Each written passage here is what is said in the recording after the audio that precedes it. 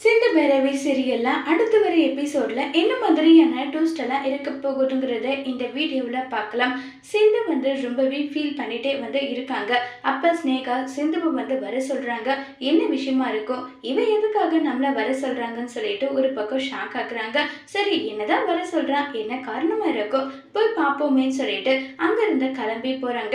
என்ன விஷயம், எதுக்காக வர சொல்லியிருக்கேன்னு சொல்லிட்டு எல்லாம் கேட்டுட்டு இருக்காங்க. ஏன் இப்படி நீ பண்ணிட்டு இருக்கன்னு சொல்லி கேக்குறாங்க. நான் என்ன பண்றேன், எதுனை பத்தி பேசுறேன்றது எனக்கு புரியலன்னு சொல்லிட்டு சிந்து சொல்றாங்க. உடனே அந்த இடத்துல சிட்டு இருக்காங்க. சிட்டுவை பார்த்ததும் என்ன இது, இவ இங்க இருக்கா, ஒருவேளை எல்லா விஷயமும் இவ சொல்லிருப்பாளன்னு சொல்லிட்டு சிந்து ஒரு பக்கம் ரொம்பவே பதட்டமாக்குறாங்க.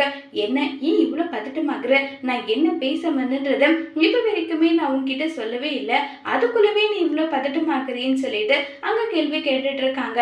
இதை கேட்டதும் எதை சொல்றதுன்னு தெரியாம சிந்து சிட்டு, என்ன சிட்டு, என்ன பண்ணிட்டு இருக்க நீ சொல்லிட்டு எல்லாம் பேசிட்டு இருக்காங்க. அது சொல்லிட்டு அமைதியாவே இருக்காங்க.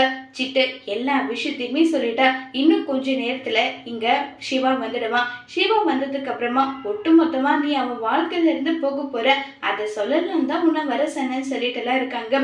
ஒருவேளை இவ உண்மை சொல்லிட்டாலோ அதனாலதான் இவ இப்படி எல்லாம் பேசிட்டு இருக்காளா, சிட்டு உண்மை சொல்லியிருக்க கூடாது, ஏன் சிட்டு இப்படி பண்ணுன்னு சொல்லி மனசுக்குள்ளே ஃபீல் பண்ணிட்டு இருக்காங்க சிந்து. அதோட இந்த பிரமவை முடிச்சிருக்காங்க.